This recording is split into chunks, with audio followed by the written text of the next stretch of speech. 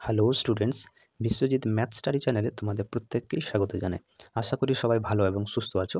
গত ভিডিওতে আমরা direction cosine and direction ratio অর্থাৎ দিক কোসাইন এবং দিক অনুপাত চ্যাপ্টারের বর্ণনামূলক প্রশ্নাবলীগুলো আলোচনা করছিলাম।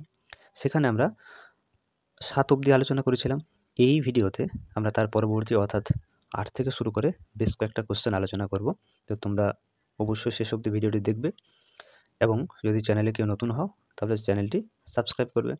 তাহলে চলো ধীরে ধীরে শুরু করা যাক। দেখো, আগের ভিডিওটি লেন্দি হয়ে যাওয়ার জন্য কোশ্চেন নাম্বার 6 যেটা সেটা ছেড়ে এসেছিলাম। এই ভিডিওতে সেটা আমরা করব। দেখো তাহলে 6টা কোশ্চেনটা কী বলছে।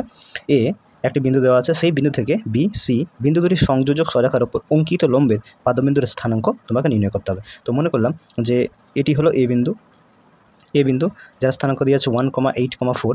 সেই বিন্দু থেকে বি সি বিন্দু দুটি সংযোজক সরলরেখার উপর, তাহলে মনে করলাম এটা বি বিন্দু এবং এটা মনে করলাম সি বিন্দু। তাহলে বি সি বিন্দু দুটির সংযোজক সরলরেখা, আচ্ছা লিখে নিই। বি বিন্দুর স্থানাঙ্ক 0, -11, 4 এবং সি বিন্দুর স্থানাঙ্ক হচ্ছে 2, -3, 1। এখন কি বলছে যে এই এ বিন্দু থেকে বি সি সংযোজক সরলরেখার ওপর অঙ্কিত লম্বে, তাহলে এখানে একটা লম্ব অঙ্কন করতে হবে। হ্যাঁ, সেই অঙ্কিত লম্বের পাদবিন্দুর স্থানাঙ্ক দেখতে পাচ্ছি যে সেই পাদবিন্দু হচ্ছে, নাম দিলাম ডি। তাহলে ডি বিন্দুতে এ বিসির ওপর এডি বা এ একটা লম্ব অঙ্কন করা হলো। এখন সে পাদবিন্দুর স্থানাঙ্ক অর্থাৎ ডি বিন্দুর স্থানাঙ্ক তোমাকে বের করতে বলছে। ঠিক আছে, তো আমরা প্রথমে একটু ধরে নিই যে এই ডি বিন্দুটি বিসি বিন্দু যে সংযোজক সরলরেখা তাকে 1:λ অনুপাতে অন্তর্বিভক্ত করছে। এখন তোমরা হয়তো বলতে পারো যে এতদিন তো স্যার জানছিলাম যে m/n অনুপাতে অন্তর্বিভক্ত করে বা m/n অনুপাতে বিভক্ত করে, আজকে হঠাৎ করে 1:λ কেন? আচ্ছা তুমি এখানে লক্ষ্য করো, যদি m/n থেকে তুমি দুটাকে যদি m দিয়ে ভাগ করে দাও তাহলে তুমি কী পাবে? এরকম পাবে, mm কেটে দিলে কত হচ্ছে 1:n/m। এখন যদি 1:n/mকে যদি আমি ল্যামডা ধরি তাহলে 1:λ এলো না? কারণ দেখো mn তুমি যদি দুটা ধরতে তাহলে mn তোমাকে দুটা মান বের করতে হতো, যে দুটা তো বের করা সম্ভব নয়। এই জন্য আমরা ভাগ করে 1:λ করলাম। এক্ষেত্রে ল্যামডা মানটা বের করলে হয়ে যাবে। এভাবে কিন্তু তুমি লিখতেই পারো। তাহলে 1:λ অনুপাতে অন্তর্বিভক্ত করছে। তো এটা এখানে একটু ভাষা লিখে নিই যে ধরি এ বিন্দুটি হচ্ছে কত 1,8,4 বিন্দু বিসি রেখাংশকে 1:λ অনুপাতে অন্তর্বিভক্ত করেছে। ঠিক আছে, মনে করলাম যে বিসি সরেখাংশকে এ যে বিন্দুটি ডি বিন্দুটি, হ্যাঁ এটা এ বিন্দু না, এটা ডি বিন্দুটি, হ্যাঁ ডি বিন্দুটি ধরি, ডি বিন্দুটি বিসি রেখাংশকে 1:λ অনুপাতে অন্তর্বিভক্ত করেছে। ঠিক আছে, এখন ডি বিন্দুর স্থানাঙ্ক বলো কী হবে? ডি বিন্দুর স্থানাঙ্ক হবে, বলো ডি বিন্দুর স্থানাঙ্ক কী হবে? 1:λ অনুপাতে, তাহলে 1:2 নাকি? তাহলে 1:2 plus lambda into 0 by 1 plus lambda, comma 1 into -3 plus lambda into -11 by 1 plus lambda এবং 1 ইন্টু ল্যামডা প্লাস ল্যামডা না 1 ইন্টু 1 হবে, 1 into 1 plus 4 into lambda by 1 plus lambda. তাই তো, তাহলে কী পাচ্ছ ফাইনালি? এটা 2 হয়ে যাচ্ছে, তাহলে 2 বাই 1 প্লাস ল্যামডা। এখান থেকে তো -3 এবং -11 ল্যামডা, তাহলে এখান থেকে পাচ্ছ -3 -11 ল্যামডা বাই 1 প্লাস ল্যামডা। এখান থেকে তুমি 1 + 4 ল্যামডা বাই 1 প্লাস ল্যামডা। তাহলে এটি আপাতত তুমি ডি বিন্দুর স্থানাঙ্ক পেলে। ঠিক আছে, এখন তুমি লক্ষ্য করে দেখো যে বিসি বাহুর এই বিসি যে বিন্দু সংযোজক যে সরলরেখা, এই বিসি সংযোজক সরলরেখা আমরা দিক অনুপাত সমূহ বের করতে পারবো। তাই তো, বি বিন্দু সি বিন্দুর স্থানাঙ্ক জানা আছে, তাহলে বিসি বিন্দুর সংযোজক যে সরলরেখা তার দিক অনুপাত বের করতে পারবো। আবার দেখো ডি বিন্দুর স্থানাঙ্ক যেহেতু তুমি পেলে, তাহলে এ বিন্দু ডি বিন্দুর দিক অনুপাত সমূহ বের করতে পারবে। এখন এই দিক অনুপাত সমূহের বিসি এবং এডি এদের দিক অনুপাত সমূহের গুণফলের যোগফল কত হবে? যেহেতু লম্বভাবে অবস্থান করছে, বুঝছে না অঙ্ক লম্ব, তাহলে এটা কি এদের গুণফলের যোগফলটা কত হবে? 90 ডিগ্রি হবে। মানে লম্বভাবে আছে যেহেতু, তাহলে গুণফলের যোগফলটা 0 হবে, তাই না? তাহলে 0-এর সাথে সমান করে আমরা ল্যামডা মানটা বের করবো। তো চলো বের করি। প্রথমে বিসি সরলরেখার দিক অনুপাত সমূহ বলো বিসি এই সরলরেখাটির দিক অনুপাত সমূহ কত হবে? না 2 - 0 অর্থাৎ 2 -3 + 11, তাহলে কত পাচ্ছ? -3 + 11 তাহলে 8 হয়ে যাচ্ছে নাকি? আর 1 - 4 অর্থাৎ -3, তাই তো। তাহলে বিসি সরেখার দিক অনুপাত সম তুমি কত বলতে পেলে 2 8 - 3। এরপর তুমি এডি সরলরেখার ক্ষেত্রে তুমি দিক অনুপাত সম বের করো। তাহলে কত হবে, ডি মাইনাস এটা ডি বিন্দু স্থানাঙ্ক আছে, এটা -1 হয়ে যাবে। তাহলে 2/1 + λ-1, একটা কমা হয়ে যাবে, এই কমাটা বাদ দিয়ে দাও। আচ্ছা, -3 - 11 λ/1 + λ-8, একটা হচ্ছে 1 + 4 λ/1 + λ-4, তাই তো। তাহলে এই তিনটে হচ্ছে, এটা একটু ক্যালকুলেট করে নাও, তাহলে কত পাবে তুমি। এটা লসাগু হচ্ছে 1 + λ, এখান থেকে তুমি পাচ্ছ 2 মাইনাস 1 1 1 হয়ে যাচ্ছে নাকি, 1 1 1 মাইনাস ল্যামডা, এটা একটা হলো 1 + λ, তাহলে -3 - 11 λ, এখান থেকে তুমি পাচ্ছ -8 - 8 λ, আর এটা 1 + λ লসাগু হয়ে যাচ্ছে, তাহলে তুমি পাচ্ছ 1 + 4 λ -4 - 4 λ, তাহলে ফাইনালি তুমি পাচ্ছ 1 - λ/1 + λ, আর এদিকে তুমি পাচ্ছ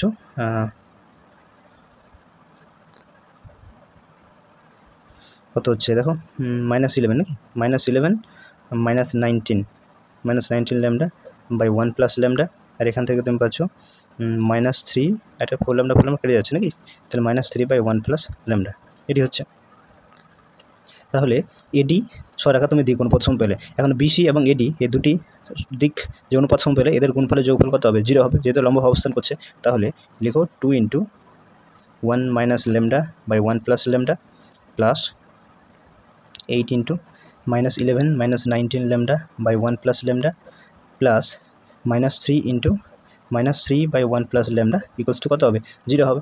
এখান থেকে তুমি মানটা বের করো, তাহলে কত পাবে, 2 - 2 λ/1 + λ, 2 - 2 λ/1 + λ, আর এখান থেকে তুমি হচ্ছে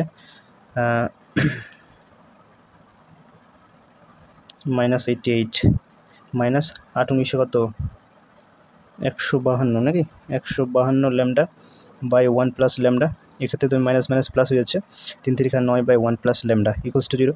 যদি 1 + λ লসাগু হয়, তাহলে 1 + λ লসাগু এটা 0 হয়ে যাচ্ছে, তাহলে পড়ে থাকছে 2 - 2 λ -88 -152 λ + 9 ইকুয়ালস টু 0। তাহলে এখান থেকে তুমি দেখো -154 λ পাচ্ছ নাকি, আর সংখ্যাগুলো দেখে নাও, এখানে তুমি -88 পাচ্ছ, আর এটা 9 × 2 = 11 হচ্ছে, ইকুয়ালস টু 0। তাহলে তুমি -154 λ মাইনাস এটা তুমি 77 হবে নাকি, ইকুয়ালস টু 0, আর ল্যামডা ইকুয়ালস টু কত হবে, বা -154 ল্যামডা ইকুয়ালস টু -77 +77, তাহলে তুমি ল্যামডা সমান পাচ্ছ 77/154, 2 দিয়ে যাবে নাকি, তাহলে 14 7 14 15, হ্যাঁ, তাহলে এখানে তুমি এটা মাইনাস হয়ে যাবে, আর ল্যামডা সমান -1/2 পাচ্ছ। তাহলে ল্যামডা মান যেহেতু -1/2 পেলে, তাহলে এরপরে তুমি ডি বিন্দুর স্থানাঙ্কটা প্রপারলি বের করতে পারবে। তো চলো ডি বিন্দুর স্থানাঙ্ক বের করি। তাহলে ডি বিন্দুর স্থানাঙ্ক,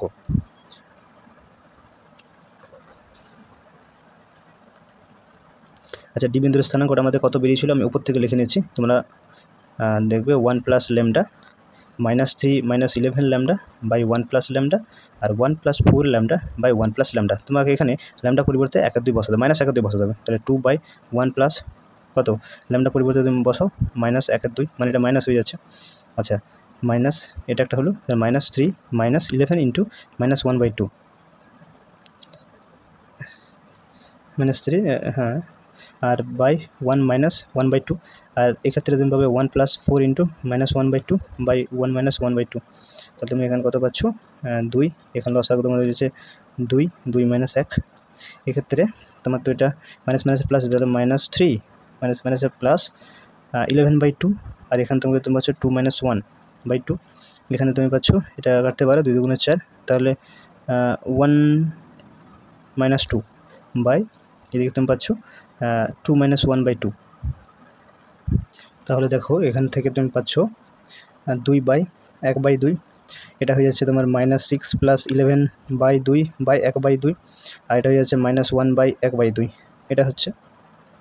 আচ্ছা, 2 × 2/1 একটা, আর এখান থেকে পাচ্ছ 5/2 × 2/1, আর এটা হচ্ছে -1 × 2/1। তাহলে এখান থেকে তুমি 2 কাটতে পারো, তাহলে এটা 4 পাচ্ছ, এটা 5 হচ্ছে, এটা -2 হচ্ছে। তাহলে ডি বিন্দুর স্থানাঙ্ক এটাই হবে, অর্থাৎ পাদবিন্দুর স্থানাঙ্ক এটাই।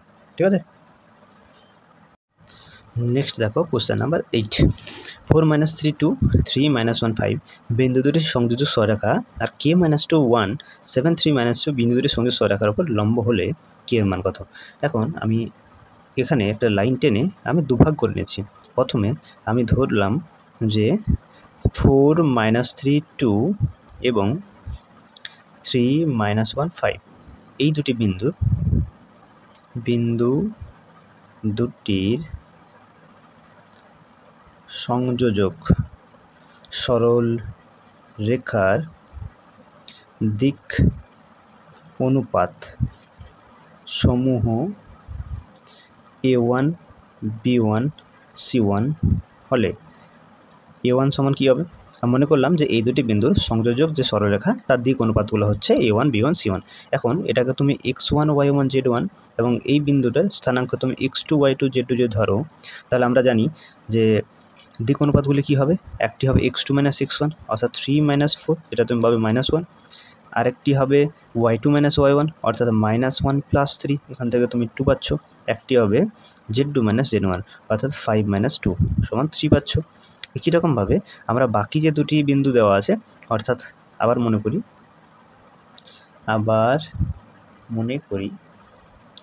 k - 2 1 এবং 7 3 - 2 বিন্দু দুটির সংযোজক সরল রেখার দিক অনুপাত সমূহ a2 b2 c2। একই রকমভাবে এই দুটি বিন্দুর সংযোজক সরলরেখার দিক অনুপাতগুলি মনে করলাম a2 b2 c2 হলে, তাহলে দেখো তুমি এখান থেকে a2 কী পাবে না, এটা ধরে নাও x1 y1 z1 আর এটা তুমি ধরতে পারো x2 y2 z2। তাহলে বলো কী পাবে? a2 সমান x2 - x1 অর্থাৎ 7 - k। b2 সমান কী পাবে? 3 - এটা +2 হয়ে যাচ্ছে অর্থাৎ তুমি 5 পাবে, এবং c2 সমান পাচ্ছ -2 - 1 অর্থাৎ -3। তাহলে দেখো দুটি সরলরেখার এখন আমার কিন্তু দিক অনুপাতগুলো জানা আছে, -1 2 3 এবং 7 - k 5 - 3। এখন দুটি সরলরেখা কী বলছে? দুটি সরলরেখা পরস্পরের উপর লম্ব বটে। দুটি সরলরেখা পরস্পরের উপর লম্ব হলে k এর মান কত? এখন আমরা জানি যে দুটি সরলরেখা যদি পরস্পরের উপর লম্ব হয়, তাহলে দিক অনুপাতগুলোর যে গুণফলের সমষ্টি সেটা সমান আমরা কত? 0 পাই। তাহলে আমরা এখানে a1 a2 b1 b2 + c1 c2 এটা সমান কত হবে? 0 হবে। তোমরা এই ফর্মুলাটা প্রত্যেকেই জানো যে দুটি সরলরেখার যদি দিক অনুপাতগুলি গুণফলের সমষ্টি সমান 0 হয়, তাহলে দুটি সরলরেখা পরস্পর লম্ব হয়। তো এটাকে যেহেতু লম্ব হবে বলছে, তাহলে k এর মান কত? তাহলে এটা আমি 0 আগেই করে দিলাম। হ্যাঁ, আচ্ছা, a1 এর মান দেখো এখানে -1 দেওয়া আছে। a2 মান তুমি পাবে এখান থেকে 7 - k, b1 2 b2 5 c1 3 c2 -3 = 0। তাহলে এখান থেকে তুমি পাচ্ছ -7 + k + 5 × 2 = 10 -3 × 3 = 9 = 0। তাহলে এখান থেকে তুমি পাচ্ছ k এই 9 আর 7 16 নাকি, ওদিকে প্লাস হয়ে গেল -10, অর্থাৎ তুমি k সমান পাচ্ছ 6। তাহলে এটি অ্যান্সার হবে, k এর মান 6। ঠিক আছে। নেক্সট দেখো কোশ্চেন নাম্বার 9। যে সরলরেখার দ্বয়ের দিক সংখ্যা সমূহ যথাক্রমে -4 3 -5 এবং 3 4 5 তাদের মধ্যবর্তী সূক্ষ্মকোণের মানটা চাইছে। তো দুটি সরলরেখার আমার দিক অনুপাতগুলি দেওয়া আছে। তো এখানে আমি মনে করি দুটি সরল রেখার দিক অনুপাতগুলি a1 b1 c1 এবং a2 b2 c2 হলে, ঠিক আছে। আচ্ছা, দিক অনুপাতগুলো দেওয়াই আছে, আমি তবু a1 b1 c1 এবং a2 b2 c2 ধরলাম। তাহলে বলো তো এখানে a1 সমান তুমি কত পাচ্ছ?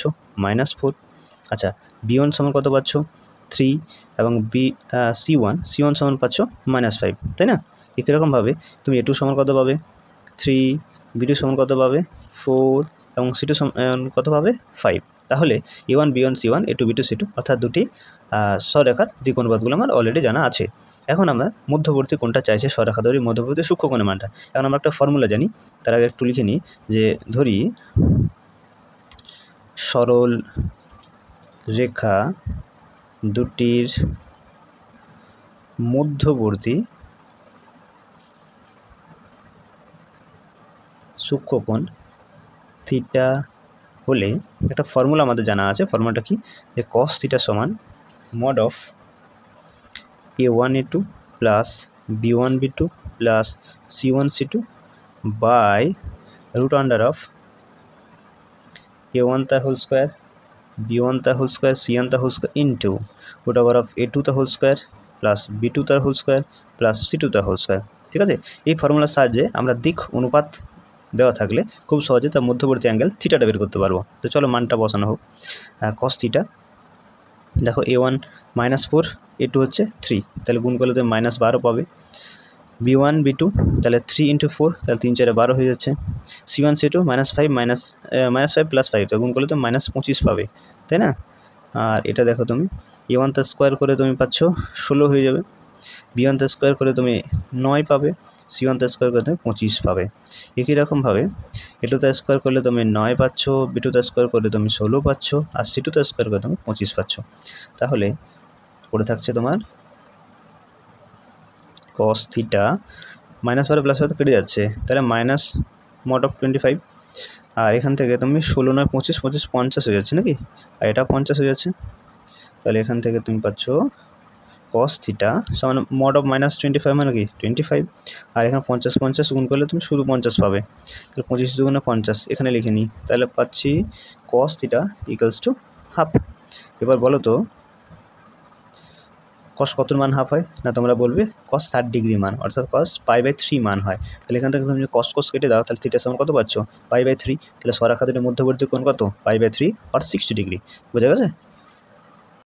পরবর্তী দেখো 10-এর কোশ্চেনটা। মনে করো A B C D চারটি প্রদত্ত বিন্দু A B R C D উভয় স্বরেখার উপরে লম্ব স্বরেখার দিক কোশ্চেনগুলো তোমাকে বের করতে হবে।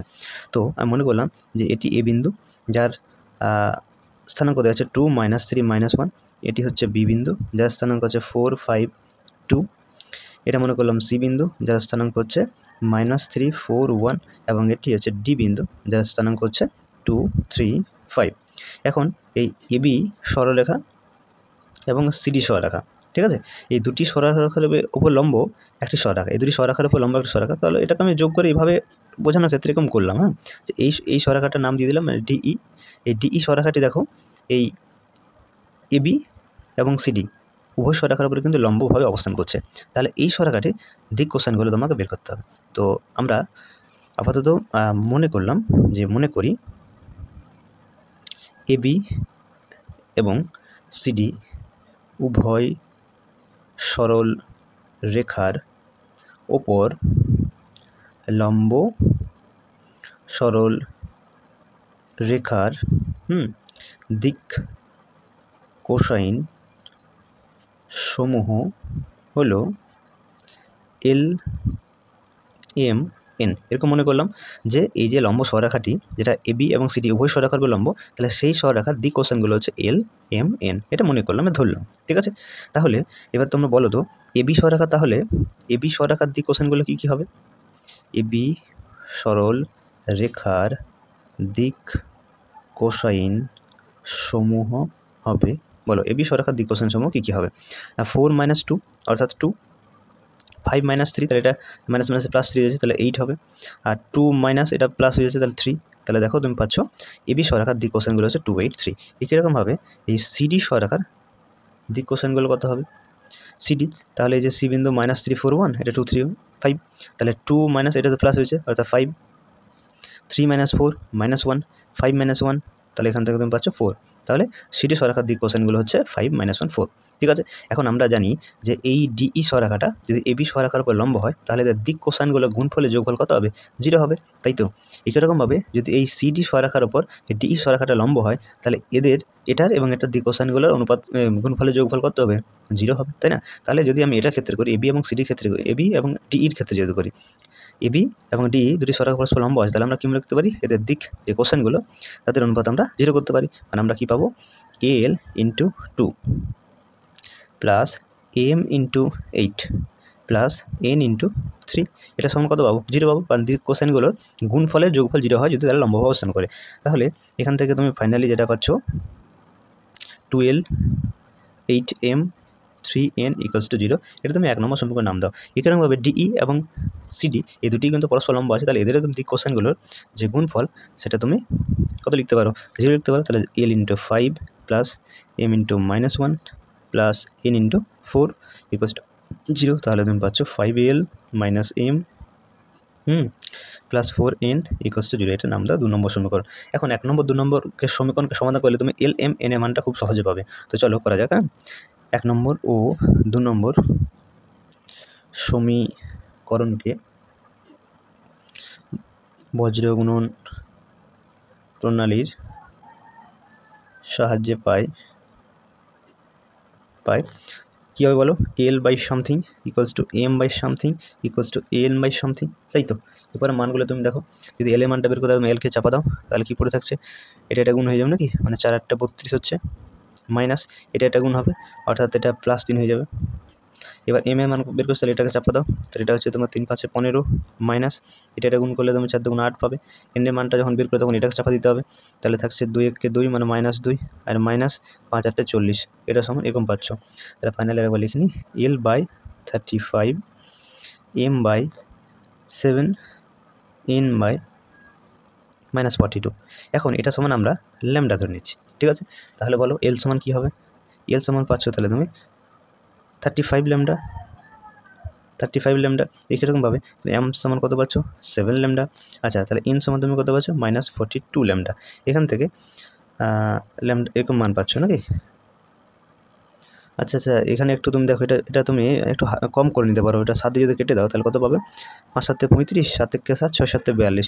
তাহলে এখানে একটু ঠিক করে নাও, এল সমান তাহলে তুমি 5 ল্যামডা পেতে পারো। এত বড় রেখে লাভ নেই, হ্যাঁ? এম সমান তুমি কত পাবে? অনলি ল্যামডা পাবে। আর এন সমান -6 ল্যামডা পাবে, ঠিক আছে? এটা একটু তোমরা ঠিক করে নেবে, হ্যাঁ? এখন আমরা কি জানি? যে আমরা জানি l² + m² + n² = 1 হয়, তাই না? l² + m² + n² = 1, মানে দিক কোসাইনগুলো বর্গের সমষ্টি কত হয়? 1 হয়। তাহলে এখান থেকে যদি আমরা বসাই তাহলে কী পাবো? 5 ল্যামডা তার হোল স্কোয়ার, এবং -6 ল্যামডা তার হোল স্কোয়ার = 1। তাহলে এখান থেকে পাচ্ছ তুমি 25 lambda square plus lambda square plus 36 lambda square = 1। তাহলে এখান থেকে তুমি যোগ করলে কত হবে? 6 7 7 + 2 হাতে 1 3 3 4 4 2 6 65 ল্যামডা স্কোয়ার = 1। তাহলে ল্যামডা স্কোয়ার = 1/62। তাহলে তুমি ল্যামডা সমান কত পাচ্ছ? +-√1/62, তাই তো? ল্যামডা মানে এরকম পাচ্ছ। এরপরে তুমি তাহলে ফাইনালি এবার অ্যান্সারটি লিখে দাও, যে অতএব সরল রেখাটির দিক কোসাইন সমূহ হবে, বলো দিক কোসাইন সমূহ কী হবে? আমরা এই যে পেলাম এল সমান কত? এল সমান 5 ল্যামডা। এখন ল্যামডা মান তো তুমি জানো, তাহলে কী হচ্ছে? 5 +-5/√62। আচ্ছা, এম সমান বলো কত হলো? এম সমান ল্যামডা, তাহলে এটা হয়ে যাচ্ছে +-1/√62। আর এন সমান কত হবে? এন সমান হচ্ছে -6 ল্যামডা, তাহলে এটা পাচ্ছ তুমি +-1/√62, ঠিক আছে? তাহলে এটি অ্যান্সার হবে।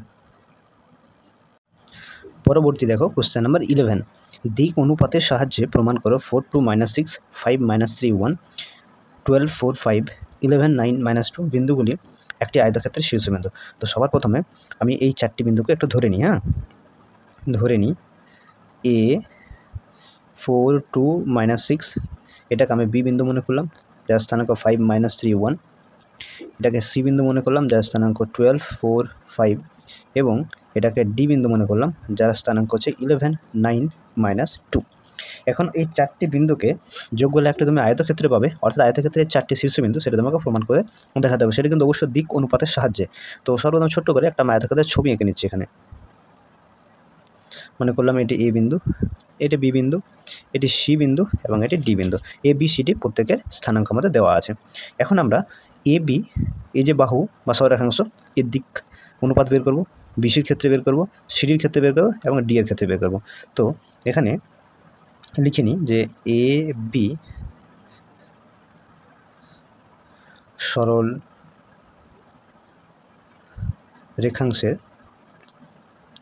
দিক অনুপাত সমূহ, বলো এ বি সরলরেখাংশের দিক অনুপাত সমূহ কী কী হবে না, 5 - 4 অর্থাৎ 1, -3 - 2 তাহলে -5, 1 এটা +6 অর্থাৎ 7 হয়ে যাবে। তাহলে এখান থেকে পাচ্ছি 1 - 5 7। একই রকমভাবে তুমি বিসি বাহুর ক্ষেত্রে বা বিসি সরলরেখাংশের ক্ষেত্রে দিক অনুপাত সমূহ কী কী পাবে বিসির ক্ষেত্রে, তাহলে বিসির ক্ষেত্রে দেখো তাহলে 12 - 5 অর্থাৎ 7, 4 এটা +3 অর্থাৎ 7 হয়ে যাবে নাকি, আর 5 - 1 মানে 4 পাচ্ছ। একই রকমভাবে সিএ না সিডি সরলরেখাংশের ক্ষেত্রে তুমি এর দিক অনুপাতগুলি কত পাবে, সিডি তাহলে 11 - 12 মানে কত পাচ্ছ, -1 নাকি, 9 - 4 5 এবং -2 - 5 তাহলে -7। একই রকমভাবে ডিএ বাহুর দিক অনুপাত, ডিএ বাহুর ক্ষেত্রে তুমি দেখো ডিএ, তাহলে এটা এ মাইনাস ডি করতে হবে নাকি, তাহলে 4 - 11 অর্থাৎ -7, 2 - 9 -7, -6 + 2 অর্থাৎ এখান থেকে তুমি পাবে -4 নাকি। আচ্ছা, এখানে তোমরা লক্ষ্য করে দেখো যে এবি বাহুর ক্ষেত্রে তুমি দিক অনুপাতগুলো পেয়েছো 1 5 7, আবার সিডি বাহুর ক্ষেত্রে দেখো 1 5 7, অর্থাৎ এবি এবং সিডি বাহু পরস্পর সমান্তরাল হয়ে যাচ্ছে। তাহলে এখানে আমরা লিখতে পারি অতএব এবি সমান্তরাল সিডি, তাই তো। এবি এবং সিডি বাহুর ক্ষেত্রে 1 5 7 1 5 7 দিক অনুপাতগুলো আছে, প্লাস মাইনাস আলাদা আছে, কিন্তু দিক অনুপাত যেহেতু, তাহলে দিক অনুপাতগুলো তোমার সংখ্যাগুলো দেখলেই হবে, তাহলে এটা সমান্তরাল হয়ে যাচ্ছে। একই রকমভাবে তুমি বিসি বাহু, এই বিসি বাহু এবং এই ডিএ বাহু বা এডি বাহু, এদের ক্ষেত্রে তুমি দিক অনুপাতগুলি দেখো বিসি বাহুর ক্ষেত্রে 7 7 4, এক্ষেত্রে দেখো 7 7 4, তাহলে এটা সমান হয়ে যাচ্ছে। অর্থাৎ আমরা বলতে পারি বিসি এটা সমান্তরাল এডি বা ডিএ, তাই তো। বিসি বাহু এবং এডি বাহু পরস্পর সমান্তরাল অবস্থিত, এবং এবি এবং সিডি, এবি আর সিডি এরাও কিন্তু পরস্পর সমান্তরালভাবে অবস্থিত। এখন যদি এবি এবং বিসি এদের মধ্যবর্তী কোণটা যদি আমরা 90 ডিগ্রি দেখাতে পারি, একটি কোণ যদি 90 ডিগ্রি দেখাতে পারি, সমান্তরাল তো আমাদের চলে এসছে, যদি একটি কোণ আমরা 90 ডিগ্রি দেখাতে পারি বা এই দুটি সরলরেখাংশ যে পরস্পর লম্বভাবে আছে, যদি সেটা প্রুভ করতে পারি, তাহলেই কিন্তু আমার এই আয়তক্ষেত্র যে 4টি শীর্ষবিন্দু হবে সেটা কিন্তু আমরা প্রমাণ করতে পারবো বা সেটা প্রমাণিত হয়ে যাবে। তো চলো আমরা এবি এবং বিসি এই দুটি মধ্যবর্তী কোণটা 90 ডিগ্রি দেখাবো। তাহলে এবি বাহুর ক্ষেত্রে তুমি দিক অনুপাতগুলি কত কত পেয়েছো, এই বাহুর ক্ষেত্রে দিক অনুপাত 1 - 5 7, তাহলে এবং বিসি বাহুর ক্ষেত্রে দিক অনুপাতগুলি তুমি পেয়েছো 7 7 4। তাহলে এই দিক অনুপাতগুলি আমরা গুণফলে যোগফল বের করবো। আমরা জানি যে দিক অনুপাতগুলির দুটি স্বরেখার দিক অনুপাতগুলি গুণফলে যোগফল যদি 0 হয়, তাহলে আমরা বলতে পারি স্বরেখাদের পরস্পর লম্বভাবে অবস্থিত। তাহলে দেখো এখানে 1 এর সাথে 7 গুণ হয়ে যাবে, 1 × 7 প্লাস -5 এর সঙ্গে 7 গুণ হবে, -5 তার সাথে 7 গুণ প্লাস 7 এর সাথে 4, তাহলে 7 × 4। তাহলে এদের দিক অনুপাতগুলি গুণফল আমরা গুণফলে যোগফল করা হলো। এবার দেখো অ্যান্সারটা কী বেরোচ্ছে, 7, এটা 5 7 35, এটা 4 7 28 নাকি। তাহলে 28 7 হচ্ছে 35 - 35 = কত পাচ্ছ, 0। তাহলে এবি এবং বিসি এদের মধ্যবর্তী কোণ কত হলো, 90 ডিগ্রি। সমান্তরাল আগে আমরা প্রমাণ করেছিলাম, তাহলে এবিসিডি হচ্ছে 4টি আয়তক্ষেত্রের শীর্ষবিন্দু, প্রমাণ হয়ে গেল। তো একটু চলো ভাষাটা লিখে দিই। যেহেতু বিপরীত বাহুগুলি সমান্তরাল, মানে কোন কোন বিপরীত বাহু সমান্তরাল এসেছিল না, এবির সঙ্গে আমাদের সিডি সমান্তরাল হয়েছিল এবং বিসির সঙ্গে ডিএ বা এডি সমান্তরাল হয়েছিল, এবং তার সাথে একটি কোণ সমকোণ আমরা দেখালাম। এখানে আমরা দেখালাম যে এবি লম্ব হয়েছিল বিসির ওপরে, তাই তো। তাই আমরা কি বলতে পারি, তাই প্রদত্ত বিন্দুগুলি একটি আয়তক্ষেত্রের শীর্ষবিন্দু হবে, শীর্ষবিন্দু, ব্যাস প্রমাণিত, এটি অ্যান্সার হবে। এরপর দেখো কোশ্চেন নাম্বার 12, দিক সংখ্যার সাহায্যে দেখাও যে পি কিউ আর এস বিন্দুগুলি একটি সামান্তরিকের শীর্ষবিন্দু হবে। সামান্তরিকটি কি একটি আয়তক্ষেত্র হবে? তো সর্বপ্রথমে আমরা একটা সামান্তরিকের ছোট্ট করে একটা ছবি এঁকে নিচ্ছি, নাম দিয়ে দিচ্ছি, এটা পি, এটা কিউ, এটা আর, এটা এস। আচ্ছা, পি বিন্দুর স্থানাঙ্ক দিয়েছে 4, 7, 8, কিউ বিন্দুর স্থানাঙ্ক দেওয়া আছে 2, 3, 4, আর বিন্দুর স্থানাঙ্ক দেওয়া আছে 1, -1, -2, 1 এবং এস বিন্দুর স্থানাঙ্ক দিয়ে আছে 1 to 5। এখন এই চারটি যে একটি সামান্তরিকের শীর্ষবিন্দু হবে সেটা তোমাকে প্রমাণ করে দেখাতে হবে, আর ফাইনালি বলতে হবে যে সামান্তরিকটি একটি আয়তক্ষেত্র হবে কি না সেটা তোমাকে জিজ্ঞাসা করতে হবে। তো আমরা সামান্তরিক কীভাবে দেখাবো না, আমরা দেখাবো যে পি কিউ এবং আর এস এই যে দুই সমান্তরাল বাহু, মানে দুটি বাহু যে সমান্তরালভাবে আছে সেই সমান্তরাল আমরা দেখাবো। তারপরে কিউ আর এবং পিএস এই দুটি বাহু পরস্পর যে সমান্তরালভাবে আছে সেটা আমরা প্রমাণ করে দেখাবো। ঠিক আছে, যদি আমরা সমান্তরাল দেখাতে পারি এবং এদের মধ্যবর্তী কোণটা যদি বা এদের চারটি মধ্যবর্তী কোণের মধ্যে যে কোনো একটি মধ্যবর্তী কোণ যদি আমরা 90 ডিগ্রি না হয় বা লম্ব যদি না হয় তাহলে কিন্তু আমরা অবশ্যই বলতে পারি এটি কি সামান্তরিক। এবার যদি 90 ডিগ্রি হয়ে যায় তাহলে সেটা আয়তক্ষেত্র হয়ে যাবে। ঠিক আছে, তো চলো আমরা ধীরে ধীরে শুরু করি। প্রথমে আমরা এই পি কিউ যে বাহু, সে পি কিউ বাহুর আমরা দিক সংখ্যা বা দিক অনুপাতগুলো বের করব। তো এখানে একটু লিখে নিই যে P Q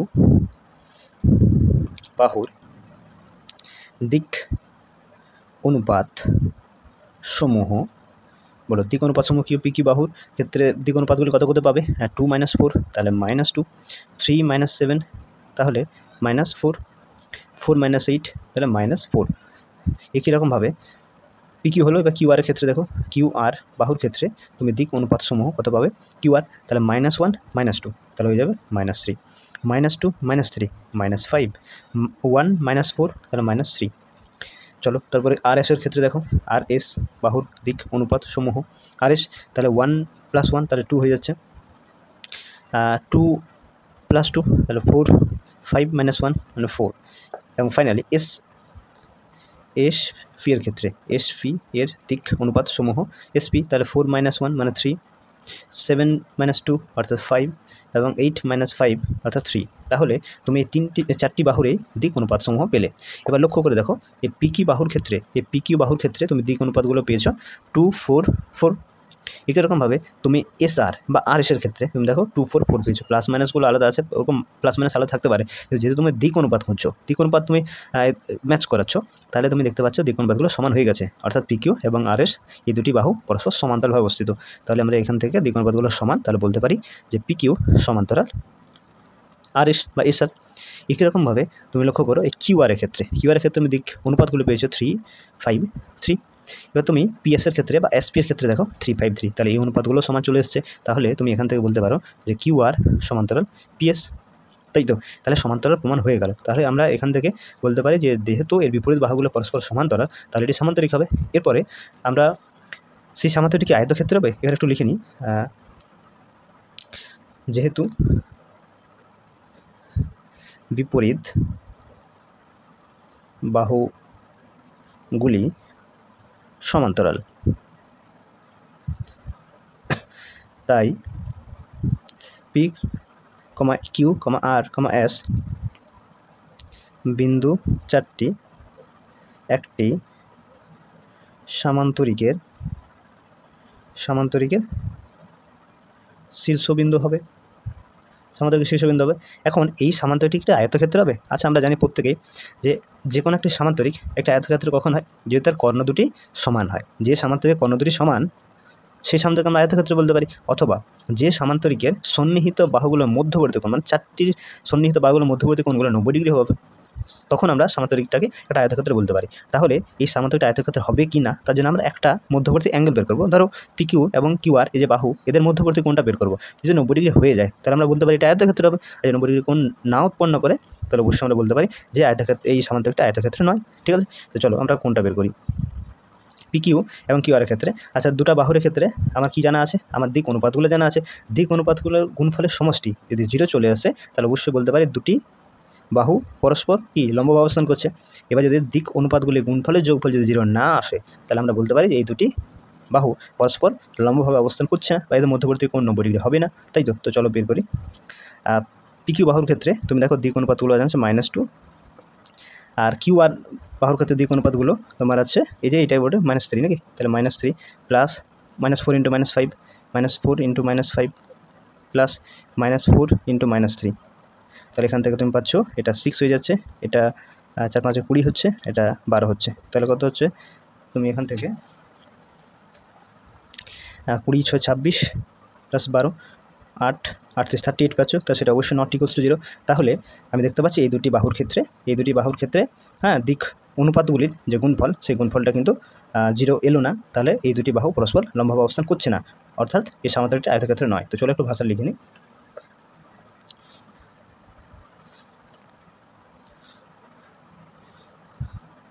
P Q O Q R সন্নিহিত বাহুদ্বয়ের মধ্যবর্তী কোণ 90 ডিগ্রি নয়। অতএব পি কিউ আর এস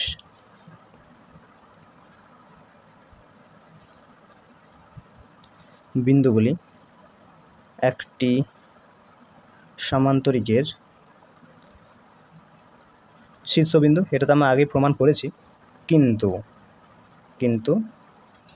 এটি একটি আয়তক্ষেত্র নয়, তাই তো, যেহেতু 90 ডিগ্রি এলো না, তাহলে এটি অ্যান্সার হবে, অর্থাৎ এখান থেকে আমরা বলতে পারছি প্রমাণিত।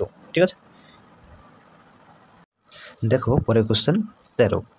মনে করো দুটি সরলরেখার দিক অনুপাত সমূহ যথাক্রমে L1 M1 N1 এবং L2 M2 N2। প্রদত্ত সরলরেখা দ্বয়ের ওপর লম্ব সরলরেখার দিক অনুপাত সমূহ নির্ণয় করতে হবে তোমাকে।